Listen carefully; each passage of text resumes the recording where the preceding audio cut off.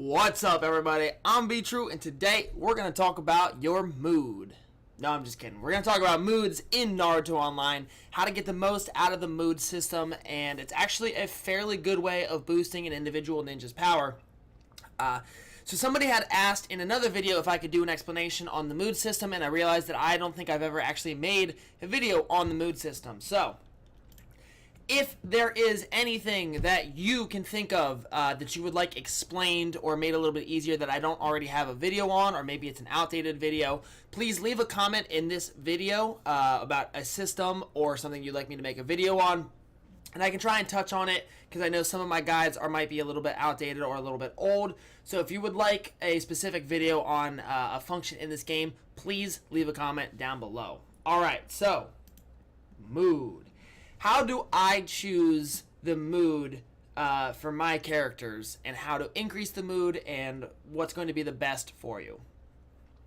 For the main characters, right? Actually, it should be for every character. One of the most important things that you have to decide, and this goes along with the 8 gates as well. The 8 gates and the mood is kind of similar a little bit. You have to decide what you are using your ninja for, okay? So, in this case, for my team, the water main here, for me, is strictly there for healing. The only reason that I have the water main in this lineup is because I want her to be able to keep Roshi, Han, and Hanzo alive. If I can keep those guys alive, eventually I'm going to whittle the enemy down and kill them through a bunch of debuffs and as Roshi scales. So for her, the only thing that I care about is her healing, okay? So you can see here, both her mystery and her standard attack, right? Both of them are healing. And both of them use exclusively ninjutsu. So, without even looking at her base stats, I personally want to make sure her ninjutsu is as high as possible, because I want her to be able to heal as much as possible. Then if you look at her chase, her passive, and both of her other passives, right? They're all exclusively ninjutsu.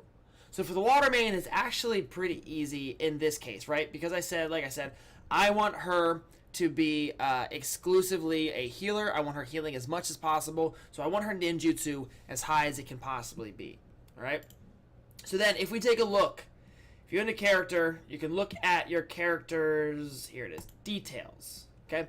As you look at your details, you have these growth values over here, right? Now, these growth values mean that every time you gain a level, right, the higher the growth value, the more stats you're going to get for that character, okay? Just from these base, just from growing a level. Now, as you can see, her highest is her life, okay? Her life growth is the highest. If you wanted to use the water main as a tank or a type of... Actually, you can use her as an attack character with this monster strength here. So in this case, monster strength actually does damage based on your units, or the water main's maximum life points. So if you wanted to use her as an attack character, you could actually use monster strength, and you would want to change her mood to plus life, because she already has a really high growth value, and then the higher the percentage of your mood on the life, the more you're getting that percentage based off of this growth value, okay? So you can either do life value, her life growth has the highest, right? And then her resistance is the next highest, then ninjutsu, defense, attack, okay? Because I want her exclusively as a healer, right? So she already has a pretty good ninjutsu growth, and then I want to put as much of a percentage increase on that ninjutsu as possible. Now you have to think of, okay, what do I want to have the minus 5% on? And it's a mixture of what you're having your character do and these growth values. So you can see her lowest growth value is the attack, okay?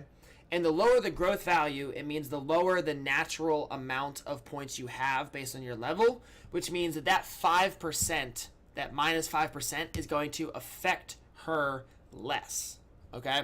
So if I had that minus 5% on her life, it'd be that 5% would be a much larger amount because the growth value is 2.5 times her attack, if that makes sense. Okay, So if you look back at my water main here, actually I can just do it like this. Right, so we've got ninjutsu, ninjutsu, ninjutsu, ninjutsu, ninjutsu. Literally not a single one of the skills that she is using in this current setup uses taijutsu at all. So for that, it was actually a really easy decision to go with plus ninjutsu and minus taijutsu. If we could show this here, right there. Boom, okay? That minus 5% attack literally does not affect her at all. And like I said, I want her exclusively as a healer, so plus ninjutsu is going to be the best. Sometimes these suggestions will help you out. However, again, like I said, it really depends on what you're using the character for. Okay, it's like what is it that you want your character to be doing? All right, so we could go with plus life if you wanted to use her talents that do the damage based on maximum life. Plus, she has a very high growth value for her life, so that it wouldn't be a bad option at all to do plus life. Okay, so let's take a look at another character. So we got Roshi. Let's look at Roshi. Okay, so we go into character here, go to Roshi, click on. So first off, let's take a look at this. Okay, so his mystery does taijutsu and ninjutsu damage. Right, his basic attack also does taijutsu and ninjutsu. His chase is exclusively ninjutsu. His armor, the taijutsu ignition armor passive is exclusively ninjutsu, and his tailed beast chakra wars passive is also ninjutsu. Okay, so based off of this, you can tell that ninjutsu is probably going to be the best thing for him because most of his skills are ninjutsu. Another thing to really keep in mind here is with a character with Roshi, he scales every time he gets hit. So his defense and his ninjutsu get bumped up, which is why when Roshi uses his mystery in like the 5th and the 8th round, it hits super, super hard because he scales. He gets more ninjutsu every time that he gets attacked, okay? So as he scales, that ninjutsu value goes up. Now, if you look at his growth values, okay? His defense and his resistance are both kind of low. His ninjutsu is actually really good, 1600, and then his life is almost 1900 here. All right? So we see that his highest is life, next is ninjutsu. Like I said, we already knew that ninjutsu would be a good mood to have because most of his skills actually all of his skills use ninjutsu in one way or the other. Plus, he has a high growth value for his ninjutsu. And then on top of that, even more important, is he has the scaling ninjutsu. So his scaling ninjutsu skill, every time he gets hit, his ninjutsu goes up. That actually also gets increased by the mood. So the higher the mood, the more that scaling is. Let's just take a real easy example here. Let's say every time he gets hit, he gains 100 ninjutsu. Okay? Every time he gets hit. Well, if the base value is 100 ninjutsu and you have a 50% mood on him, he's going to gain 150 ninjutsu every time he gets hit. These are just made up numbers. I'm just trying to get you to understand how that works. So the higher the ninjutsu value is, the higher his damage goes up, the more ninjutsu that he gets. So if we take a look at Roshi's mood, I actually have plus life. Now, why do I have plus life for this? The reason I have plus life is because Roshi is very squishy. Okay? What I mean by squishy is he dies actually really easy to like blitz teams, or he can lose almost all of his health in the first round. So in my case, Roshi is my main damage dealer, and the most important thing is keeping Roshi alive. Okay? So what I decided to do, because he has scaling... Where is he? There he is. Because he has scaling ninjutsu built into his kit, okay? He's already going to gain a whole bunch of ninjutsu and get a bunch of damage. I decided to go with his second highest growth value, and that's his highest growth value, that's his life, okay? I wanted to give him more defense because he struggles with blitz teams, But the problem is his growth value for defense is so low that I wouldn't get anywhere near as much benefit as just giving him extra life, since his life growth is almost double his defense growth, okay? So for me, personally, I wanted to make sure that I kept Roshi alive so that he could continue to scale. I can have my water main heal him so that he gets back up, and eventually he will gain enough damage to be that super carry for you, okay? So what you can do in that instance, right, you can put Roshi behind a tank like Han, and then you don't have to worry about his life or his defense or his resistance, okay? If you put Roshi behind Han, you don't have to worry about him taking all that damage in the first round, in which case you can then make his mood plus ninjutsu so that he would scale super, super hard every time he gets hit. He would do incredible amounts of damage with plus ninjutsu, right? But for me personally, it is more important to keep him alive into the second round so I can get the water main heal off and I can get his mystery off, which is why I went with plus life. Now, if we take a look at his mood here, yeah, so life and ninjutsu are his best attributes. So, again, this is telling you what his two highest growth values are. But you kind of need to decide, all right, what is the most important, thing. So, like I said, for me, I really need to keep Roshi alive because Roshi was dying too easily for me. So I couldn't do minus defense and I couldn't do minus resistance, right? So the only thing left for me was minus attack. And for the majority of his skills, attack really doesn't influence them that much. So that -5 doesn't really hurt all that badly. If it was like -5 ninjutsu, that would hurt a considerable amount because then it would not only affect his base values, but also his scaling, okay? But like I said, I need to keep him alive. It would be less beneficial to buff his defense and resistance, so I increased his life, all right? Let's take a look at another one. So Han. For Han, I went with plus defense and minus ninjutsu. So let's take a look at why that is. First off, in my lineup, Han is there for two reasons. One, Han is there to cancel all of the buffs on the enemy team. That's the main reason that he's in there. I just use him to get rid of any kind of immunity that the enemy team has so that my debuff team can take over. And so that makes Han pretty important there. But then also, I use Han as like a damage shield, right? So I try and put him here so he'll take the majority of attacks. And so the only thing I really care about with him is keeping him alive, right? I don't expect him to do any damage. I just want him to get off his mystery so that I can, get rid of their immunity. And then I just want to keep him alive as long as possible to shield my water main so they don't have basic attacks hitting my water main. So if we look at Han's growth, okay, his ninjutsu growth is abysmal, right? Absolutely horrible. 889 at level 94 in red +4. That is horrible ninjutsu. By the way, these values are influenced by their awakening level, okay? So the higher their awakening level, these values increase, all right? So don't get freaked out if you look at, let's say, your water main and she doesn't have the same growth values as my water main. I'm at red +4 right now. So if you're at yellow or purple awakening, your values are not going to be as high. So at red +4, 900 ninjutsu growth, that is horrible, okay? And then Han's attack growth is only 1,000. So he basically doesn't do any damage naturally, all right? That's just not what he's there for. That is not what he's made for. He is made to be a super tank, right? To be extremely tanky, super armor in the front row. So he has really strong life growth, really strong defense growth. I mean, one of the best defense growths in the game. And then okay resistance.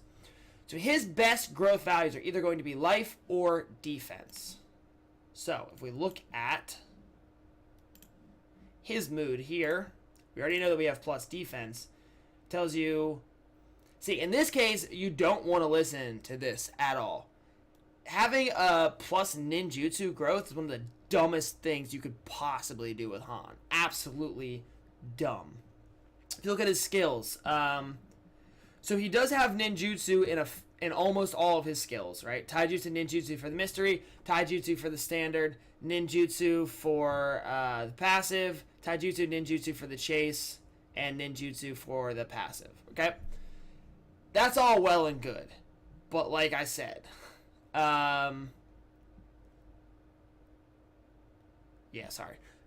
I said, it's just really, really dumb to buff his ninjutsu when he has horrible growth for his ninjutsu and you don't use him for damage. You use him to be tanky.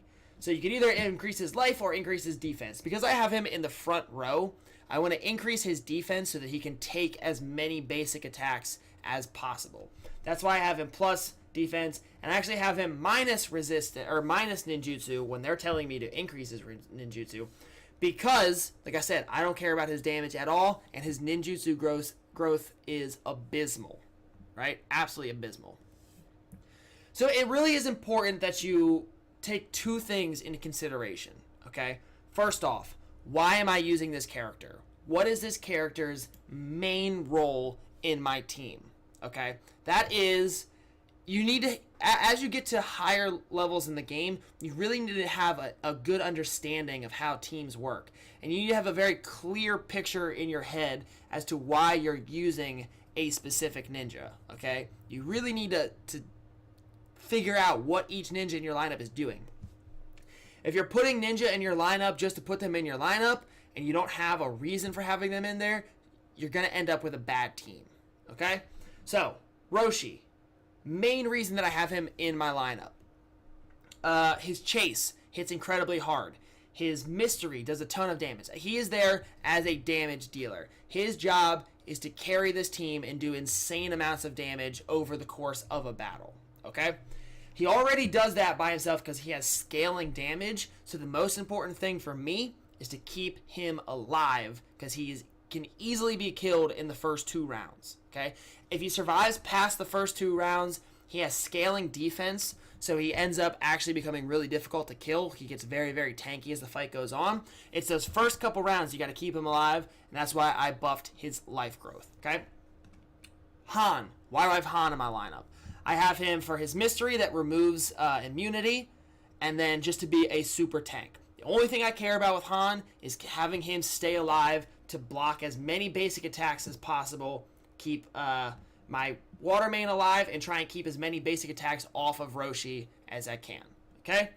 So I use Han as a super tank. That's why I increase his defense. The only thing I care about is him staying alive, and I need his mystery to help out with this debuff team. Okay? Hanzo. Why do I have Hanzo in my lineup? I have Hanzo in my lineup, one, because it's really nice that he cancels debuffs on my team. That's just kind of a bonus. More, I have him for 2 reasons. I have him because his chase helps me get to a 30 chase, right? Which gets Roshi's chase off, which is really important. But also, it causes poisoning, and he has an immobile in his chase, okay? So I have Hanzo there as a support debuff kind of character. I don't expect him to do a bunch of damage, but the immobile in his chase is really helpful, and then his ability to cause poisoning against a bunch of people really helps in a debuff stacking team. So if I had to guess, I would say my Hanzo's mood is going to be plus ninjutsu. It is. Oh my god, I only have it at plus 5. What am I doing? I need to increase that, actually. So I have it at plus ninjutsu because of his poisoning. And we already took a look at my water main. Like I said, the only reason I have her in there is for healing to keep my Roshi alive. Roshi is the main focus of this team, and then the stacking debuffs from everybody else is like a whittle them down kind of thing. So the water main is there exclusively for healing, so I want her ninjutsu as high as possible so she can heal as the most points that you possibly can. So if we took a quick look at these characters, right? You're looking at tank. You're going to want probably plus... so he has scaling defense. So you're either going to want to go with plus life or probably plus defense for him.